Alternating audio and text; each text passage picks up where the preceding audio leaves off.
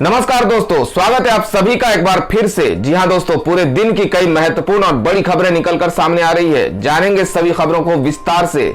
तो दोस्तों, खबरों में आगे बढ़ने से पहले वीडियो को एक प्यार भरा लाइक जरूर कर दें और ताजा खबरों को जानने के लिए चैनल को सब्सक्राइब भी जरूर कर लें। तो देखते हैं पहली बड़ी खबर क्या निकल कर आ रही है। दोस्तों, आज की पहली बड़ी खबर कोरोना के बढ़ते प्रकोप को लेकर आ रही है। बता दें कि कोरोना की दूसरी लहर से जूझता भारत, 24 घंटे में दर्ज हुए दुनिया के सबसे ज्यादा केस। दुनिया भर में एक बार फिर कोरोना संक्रमण के मामले तेजी से बढ़ते दिखाई दे रहे हैं। दुनिया में कोरोना के नए केस के मामले में भारत एक बार फिर पहले नंबर पर पहुंच गया है। भारत में पिछले 24 घंटे में कोरोना के 68,020 मामले सामने आए हैं, जबकि इस दौरान 291 लोगों की मौत हुई है।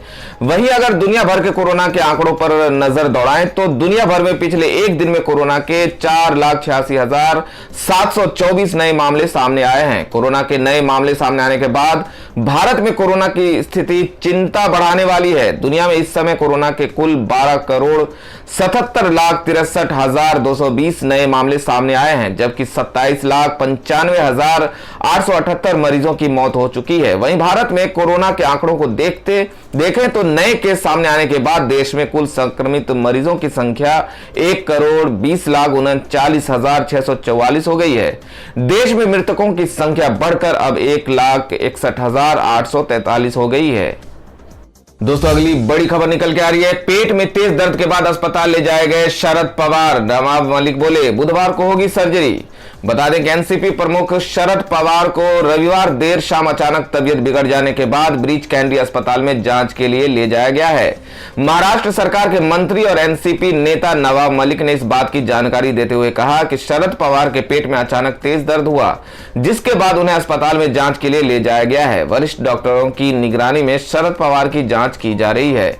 शरद पवार की सेहत से जुड़ी जानकारी देते हुए नवाब मलिक ने बताया कि डॉक्टरी जांच में पता चला है कि उनके गल ब्लैडर में कुछ दिक्कत है। उन्होंने बताया कि शरद पवार खून पतला करने की दवा ले रहे थे, लेकिन इस दिक्कत के चलते उन्होंने दवा बंद कर दी है। उन्हें अब 31 मार्च को अस्पताल में भर्ती कराया जाएगा, जहां पर उनकी एंडोस्कोपी और सर्जरी की जाएगी। बता दें कि राष्ट्रवादी कांग्रेस पार्टी प्रमुख शरद पवार और प्रफुल्ल पटेल की केंद्रीय गृह मंत्री अमित शाह के साथ मुलाकात करने की खबरें आने के बाद सियासी माहौल गर्मा गया है। एक तरफ एनसीपी ने इस तरह की किसी भी मीटिंग की खबरों को खारिज किया, वहीं दूसरी तरफ महाराष्ट्र में एनसीपी और शिवसेना के सहयोगी दल कांग्रेस ने इस मुलाकात पर सवाल खड़े किए हैं। कांग्रेस नेताओं ने पूछा है कि अगर गृह मंत्री देश के किसी बड़े नेता से मिल रहे हैं तो देश को बताना चाहिए। यह जानना देश की जनता का हक बनता है। दोस्तों, अगली बड़ी खबर निकल के आ रही है। महाराष्ट्र में सीएम उद्धव पाबंदियां लगाने को राजी। एनसीपी बोली हम जोखिम नहीं ले सकते। बता दें कि महाराष्ट्र में कोरोना वायरस महामारी की रफ्तार थमने का नाम नहीं ले रही है। राज्य में लॉकडाउन जैसे हालात बनते दिख रहे हैं। इसी बीच आघाड़ी गठबंधन सरकार में पाबंदी ही फूट की नई वजह भी बनता दिख रहा है। दरअसल मुख्यमंत्री उद्धव ठाकरे ने राज्य के स्वास्थ्य विभाग के वरिष्ठ अधिकारियों और महाराष्ट्र टास्क फोर्स के साथ कोरोना के हालात पर बैठक की, जिसके बाद मुख्यमंत्री ने अधिकारियों से लॉकडाउन जैसी पाबंदियों का खाका तैयार करने को कहा। लेकिन उद्धव ठाकरे के इस प्लान पर एनसीपी ने कड़ी आपत्ति जताई है। उद्धव ठाकरे का कहना है कि अगर राज्य के लोग लगातार लापरवाही जारी रखेंगे तो पाबंदी जैसी स्थितियों से गुजरना पड़ेगा। इस पर महाराष्ट्र सरकार में मंत्री और एनसीपी नेता नवाब मलिक ने कहा, हम लॉकडाउन जैसा जोखिम उठाने की स्थिति में नहीं है। हमने सीएम से और विकल्पों पर विचार करने को कहा है। महामारी के बढ़ते मामलों पर उन्होंने अधिकारियों से लॉकडाउन की तैयारी को करने को कहा है। हालांकि इसका यह मतलब नहीं कि लॉकडाउन के फैसले को टाला नहीं जा सकता। अगर लोग कोरोना के नियमों का पालन करेंगे तो इसे बचा जा सकता है। तो अगली बड़ी खबर निकल के आ रही है। शुभेंदु अधिकारी का ममता बनर्जी पर निशाना। बोले बेगम जीती तो मिनी पाकिस्तान बन जाएगा बंगाल। पश्चिम बंगाल की मुख्यमंत्री ममता बनर्जी पर धार्मिक तुष्टीकरण करने का आरोप लगाते हुए नंदीग्राम से भाजपा उम्मीदवार शुभेंदु अधिकारी ने कहा कि बेगम ममता बनर्जी को ईद पर ईद मुबारक कहने की आदत है, तो वो आज होली पर भी होली मुबारक कहती हैं। भारतीय जनता पार्टी के उम्मीदवार और टीएमसी सरकार में मंत्री रह चुके अधिकारी ने मतदाताओं को आगाह करते हुए कहा कि अगर वो बेगम को वोट करेंगे तो बंगाल मिनी पाकिस्तान बन जाएगा। शुभेंदु अधिकारी ने कहा कि ममता बनर्जी को ईद पर ईद मुबारक कहती हैं और ये उनकी आदत में रहा है, तो वो होली पर भी लोगों को होली मुबारक ही कहती हैं। बेगम को वोट ना दे। अगर आप बेगम को वोट देंगे तो ये मिनी पाकिस्तान बन जाएगा। बेगम सूफियान के अलावा किसी को नहीं जानती। अधिकारी ने ये टिप्पणी नंदीग्राम के खोडम्बी 2 में दी है। यहीं से कुछ दूरी पर सीएम ममता बनर्जी जनसभा को संबोधित करती हैं। मुख्यमंत्री पर हमला बोलते हुए अधिकारी ने कहा कि बेगम अचानक बदल गईं और मंदिरों के चक्कर लगाने लगी क्योंकि उन्हें हार का डर है। बता दें कि ममता और शुभेंदु दोनों ही एक दूसरे पर निजी हमले कर रहे हैं। नंदीग्राम में ये दोनों आमने सामने हैं, जहां पर गुरुवार को मतदान होना है।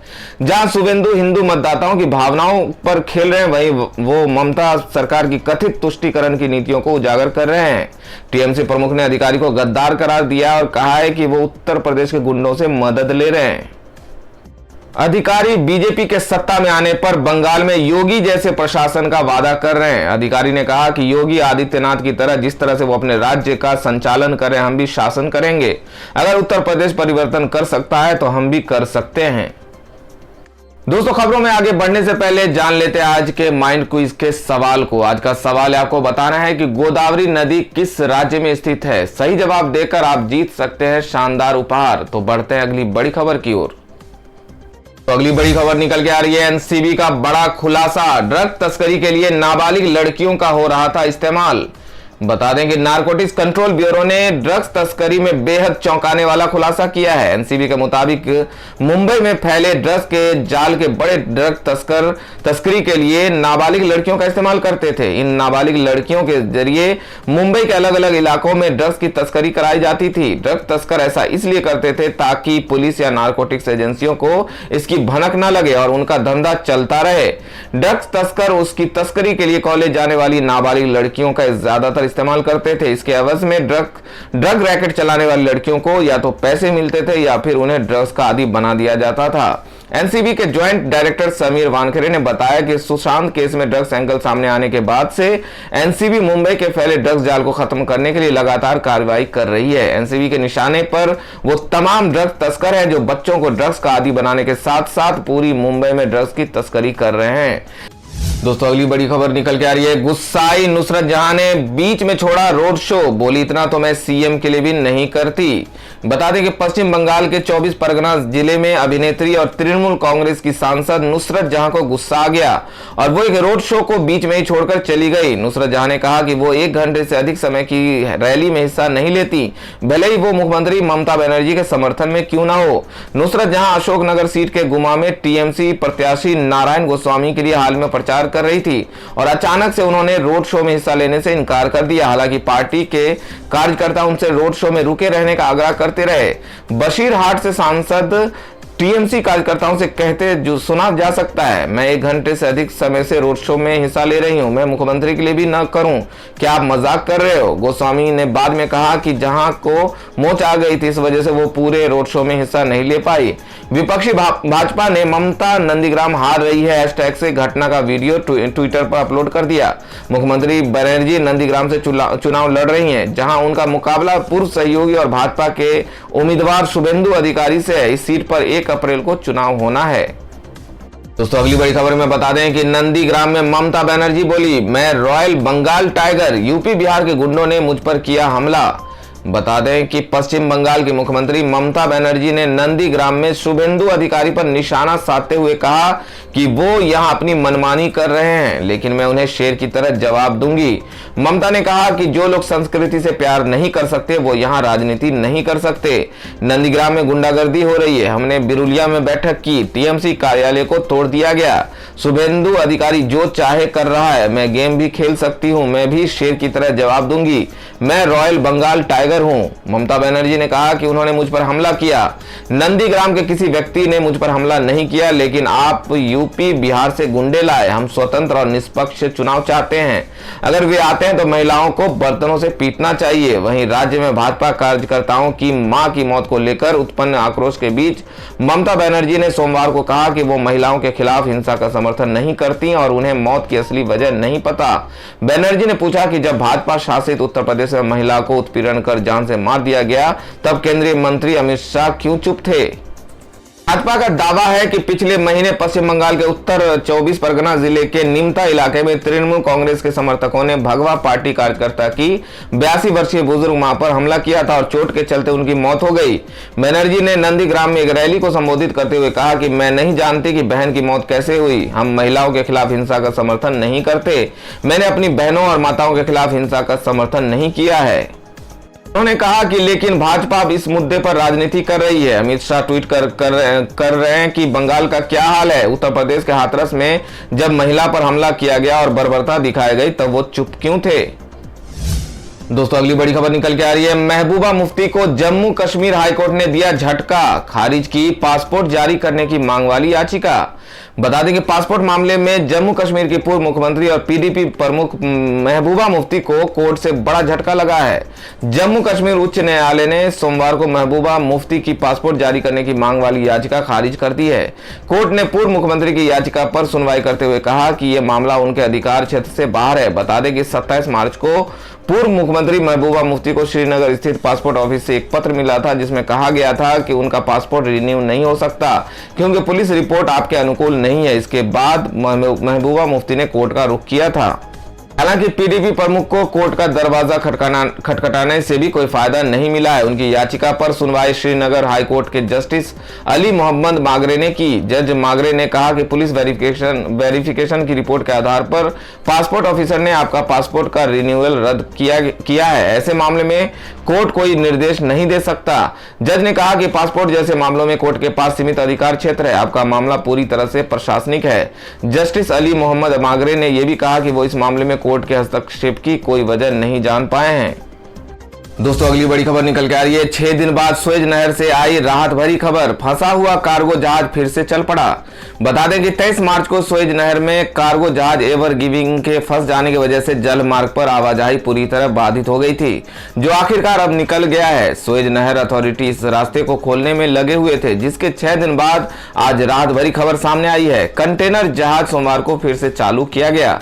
अधिकारियों ने सोमवार को कहा कि बड़े कंटेनर जहाज को सही दिशा में मोड़ दिया गया है, जिसके बाद व्यापार जलमार्ग पहले की तरह साफ हो गया है।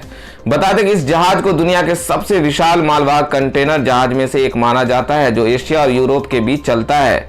5 दिन से फंसे एवर गिविंग कंटेनर जहाज को आज फिर से शुरू किया गया, जिसकी जानकारी इंच केप शिपिंग सर्विसेज की ओर से दी गई है। बताया गया है कि सुएज नहर के रास्ते को रोकने वाले कंटेनर जहाज को आंशिक रूप से पहले निकालने में सफलता मिल गई थी, जिसके बाद जहाज को सुरक्षित बाहर निकाला गया। दोस्तों अगली खबर में जान लेते हैं आज के मौसम का हाल। बता दें कि दिल्ली की गर्मी से बेहाल हुए लोग, 76 साल का टूटा रिकॉर्ड, पारा पहुंचा 40 के पार। बता दें कि देश की राजधानी दिल्ली में सोमवार को अधिकतम तापमान 40.1 डिग्री सेल्सियस दर्ज किया गया। होली के दिन यानी सोमवार को दिल्ली के लोग गर्मी से बेहाल रहे। 76 वर्षों बाद मार्च के महीने में दिल्ली सबसे अधिक गर्म रही। इसके बाद मार्च 1945 में दिल्ली का तापमान 40.5 डिग्री सेल्सियस दर्ज किया गया। वहीं मंगलवार को बढ़ते तापमान से राहत मिलने की संभावना है। दिल्ली के सामान्य मौसम की बात करें तो ये अधिकतम तापमान के औसत से 8 डिग्री अधिक है। भारतीय मौसम विज्ञान विभाग ने कहा कि दिल्ली में ऐसा पहले कभी नहीं हुआ। यही नहीं, दिल्ली में लू भी चलने लगा है, जो आमतौर पर अप्रैल के आखिर में चलती है। वहीं दूसरी ओर हिमालय क्षेत्र में सक्रिय पश्चिमी विक्षोभ के चलते मौसम विभाग ने देश के पूर्वोत्तर भारत के कई हिस्से में आंधी, बिजली, ओलावृष्टि की संभावना बताई है। मेघालय, असम, नागालैंड, मणिपुर, त्रिपुरा और मिजोरम में तेज हवाओं के साथ बारिश होने की उम्मीद है। तो दोस्तों ये थी अब तक की सभी बड़ी खबरों की अपडेट्स। टुडे ब्रेकिंग न्यूज और लेटेस्ट खबरों को देखने के लिए हमारे चैनल को सब्सक्राइब जरूर कर लें। वीडियो लाइक और शेयर जरूर कर दें अपने दोस्तों और रिलेटिव्स के साथ। तो दोस्तों आपसे फिर मिलेंगे काम की खबरों और सरकारी योजनाओं की एक और नई वीडियो के साथ। तब तक के लिए धन्यवाद दोस्तों।